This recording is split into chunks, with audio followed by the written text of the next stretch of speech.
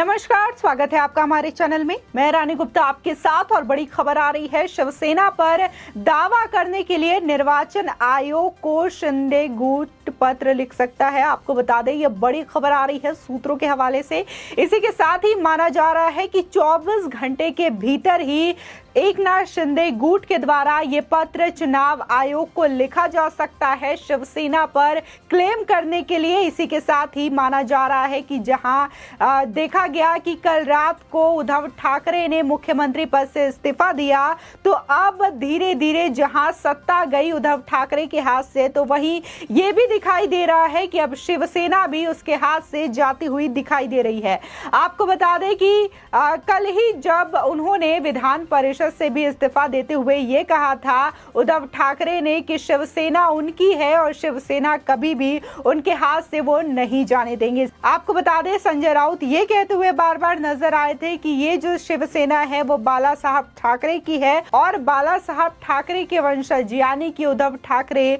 और आदित्य ठाकरे ही असली शिव सैनिक है, ऐसा कहना था संजय राउत का। लेकिन जिस तरीके से देखा जा रहा है कि एकनाथ शिंदे के पास लगातार 2/3 से ज्यादा विधायकों की संख्या मौजूद है जो कि शिवसेना के विधायक थे, अब एकनाथ शिंदे गुट में शामिल हो चुके हैं। तो ऐसा माना जा रहा है कि ये जो तमाम विधायक हैं वो एकनाथ शिंदे के साथ मिलकर के चुनाव आयोग को पत्र लिख सकते हैं और इसी के साथ ही शिवसेना पर दावा ठोक सकते हैं। तो ये कहीं ना कहीं सीधे तौर पर उद्धव ठाकरे आदित्य ठाकरे के लिए भी बड़ा झटका है, क्योंकि जहां उन्होंने सीएम पद से इस्तीफा दिया है तो अब ये भी माना जा रहा है कि उनकी सदस्यता रद्द भी हो सकती है जब शिवसेना एकनाथ शिंदे के पास हो जाएगी, एकनाथ शिंदे की शिवसेना हो जाएगी। जिस तरीके से एकनाथ शिंदे हमेशा से ये दावा करते आए हैं कि वो बाला साहब ठाकरे के विचारधाराओं पर चलने वाले हैं, वो बाला साहब ठाकरे के हिंदुत्व की विचारधाराओं पर चलने वाले इंसान हैं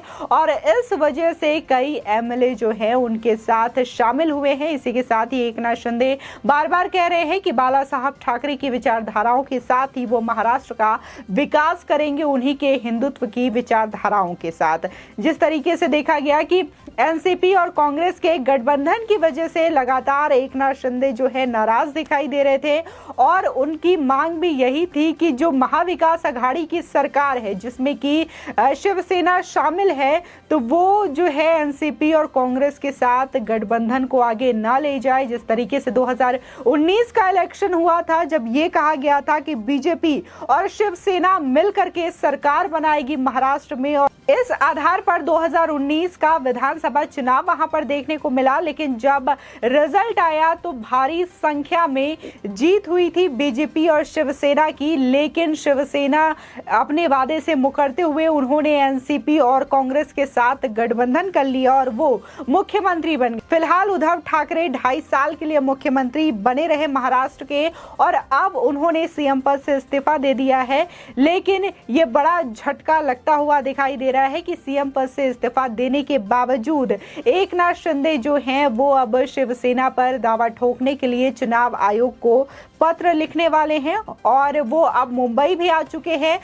दरअसल वो गुवाहाटी थे, गुवाहाटी से वो गोवा गए, गोवा के बाद वो महाराष्ट्र आए हैं और 3 बजे राज्यपाल के साथ मुलाकात करेंगे। उनके साथ माना जा रहा है कि पूर्व मुख्यमंत्री देवेंद्र फडणवीस भी उनके साथ मौजूद रहेंगे और इसी के साथ ही वो सरकार बनाने का प्रस्ताव राज्यपाल के सम्मुख रख सकते हैं। आपको बता दें, इसी के साथ ही सूत्रों के हवाले से खबर आ रही है कि कल जो है देवेंद्र फडणवीस मुख्यमंत्री की शपथ ले सकते हैं। इसी के साथ ही एकनाथ शिंदे जो है डेप्यूटी सीएम की शपथ ले सकते हैं, ऐसा सूत्रों के हवाले से खबर आ रही है। क्योंकि अब उद्धव ठाकरे ने इस्तीफा दे दिया है, जो नंबर्स थे वो अब उद्धव ठाकरे के पास मौजूद नहीं रहे। जो तमाम विधायक हैं शिवसेना के वो धीरे धीरे एक एक करके एकनाथ शिंदे गुट में शामिल हो गए, जिसकी वजह से अब जो नंबर्स हैं, जो आंकड़े हैं, वो उद्धव ठाकरे के पास मौजूद नहीं रही, जिसकी वजह से उन्होंने इस्तीफा दे दिया। इसके बावजूद जब भी इससे पहले फ्लोर टेस्ट की बात कही जाती थी और ये कहा जाता था कि अब महाराष्ट्र में उद्धव ठाकरे की सरकार गिर जाना लगभग तय है, क्योंकि जो आंकड़े हैं वो कहीं ना कहीं एकनाथ शिंदे शिंदे के खेमे में साफ साफ दिखाई दे रहे थे। विधायकों की संख्या जो है, इसके बावजूद संजय राउत ये कहते हुए नजर आ रहे थे, तमाम तरीके की धमकी भरे लहजे का इस्तेमाल वो विधायकों को लेकर के करते हुए दिखाई दिए थे। और उन्होंने पोस्टमार्टम से लेकर के ये भी कहा था कि क्या करोगे, गुवाहाटी में आओ कभी चौपाटी में, मतलब सीधे तरीके से उन्होंने ललकारते हुए कहा था कि अगर आप महाराष्ट्र में आते हैं तो महाराष्ट्र में शिव सैनिक जो है, जो शिवसेना के कार्यकर्ता हैं, वो कहीं ना कहीं आपके साथ बुरा करेंगे, जिसकी वजह से देखा भी गया कि तमाम विधायकों के दफ्तर और कार्यालयों पर तोड़फोड़ शिव सैनिकों के द्वारा की गई थी, जिसके बाद जो विधायक है उनको होम मिनिस्ट्री के द्वारा और इसी के साथ ही राज्यपाल के द्वारा सुरक्षा प्रदान की गई। आपको बता दें, जहां होम मिनिस्ट्री ने Y+ कैटेगरी की सुरक्षा एमएलएस को दी थी, तो इसी के साथ ही राज्यपाल ने भी पुलिस से बात करके, वहां के महाराष्ट्र पुलिस और कमिश्नर से बात करके उनके घरों पर और दफ्तरों में सुरक्षा मुहैया कराई थी। इसी के साथ ही आज देखने को मिल रहा है कि जहां Y+ कैटेगरी की सुरक्षा एकनाथ शिंदे को भी दी गई थी, तो अब उनकी सुरक्षा और भी ज्यादा बढ़ा दी गई है। वो महाराष्ट्र आए हैं और उन्हें Z कैटेगरी की सुरक्षा सरकार के द्वारा प्रदान की गई ताकि उनको कोई खतरा ना हो सके। इसी के साथ ही जिस तरीके से आज वो राज्यपाल को प्रस्ताव पेश करेंगे सरकार बनाने को लेकर के, तो इसी के बीच माना जा रहा है कि 24 घंटे के भीतर चुनाव आयोग को भी वो पत्र लिख सकते हैं शिवसेना पर अपना दावा साबित करने के लिए। आपको बता दें, जिस तरीके से बातें हो रही थी, जब लगातार जो एमएलएज हैं एकनाथ शिंदे के गुट में शामिल हो रहे थे, तब भी आदित्य ठाकरे और उद्धव ठाकरे ये कहते हुए दिखाई दे रहे थे कि ये बाला साहब ठाकरे की शिवसेना है, हमारी शिवसेना है और हमसे ये शिवसेना कोई नहीं छीन सकता। वो बार बार कहते हुए नजर आ रहे थे कि हम असली शिव सैनिक हैं, क्योंकि हम जो है उनकी विचारधाराओं पर चलते हैं। लेकिन जिस तरीके से जो एमएलएज हैं, वो एक एक जो स्पीच दिया जा रहा था, जो बयानबाजी दी जा रही थी, चाहे फिर वो आदित्य ठाकरे हो, एकनाथ शिंदे जिस तरीके से दहाड़ते हुए दिखाई दिए थे, पलटवार करते हुए दिखाई दिए थे, और संजय राउत के बयानों की वजह से और उद्धव ठाकरे के बयानों की वजह से भी कहीं ना कहीं जो एमएलएज हैं वो आहत हुए और एक एक करके वो शिंदे कैंप में शामिल हुए। इसी के साथ ही आपको बता दें, देखने को मिला कि जो एकनाथ शिंदे गुट के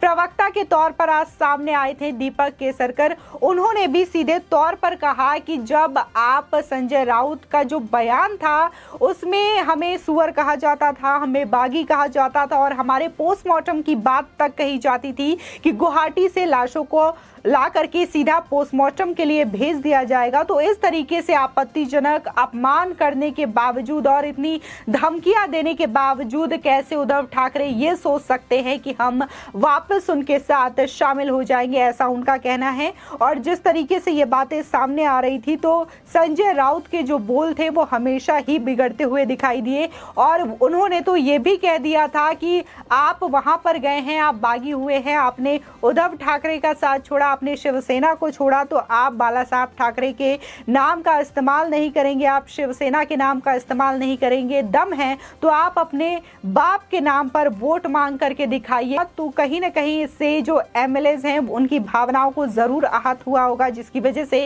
वो लगातार एकनाथ शिंदे कैंप में शामिल होते गए और जो संख्या थी वो लगातार एक एक बयान की वजह से बढ़ती गई और आज नौबत ये आ गई कि उद्धव ठाकरे को अपने सीएम पद से इस्तीफा देना हुआ और अब माना जा रहा है कि महाराष्ट्र में बीजेपी की सरकार आना तय है और कल देवेंद्र फडणवीस जो हैं वो एक बार फिर से मुख्यमंत्री पद के तौर पर शपथ ले सकते हैं। इसी के साथ ही माना जा रहा है कि आज शाम को बीजेपी कोर कमेटी की बैठक होगी, जिसमें कि एकनाथ शिंदे भी शामिल होंगे और इस दौरान जो कैबिनेट का मंडल है उसके बारे में भी बातचीत की जाएगी, उसके बारे में भी इस बैठक में समीक्षा की जाएगी कि आखिर शिंदे गुट से कितने एमएलएज होंगे जो कि कैबिनेट मिनिस्ट्री में शामिल होंगे। इसी के अलावा बीजेपी की ओर से कितने एमएलएज होंगे जो कि इस कैबिनेट में मंत्री पद हासिल करेंगे, इस बात को लेकर के चर्चा हो सकती है। फिलहाल ये तय माना जा रहा है कि जहां मुख्यमंत्री के तौर पर देवेंद्र फडणवीस शपथ लेंगे, तो वहीं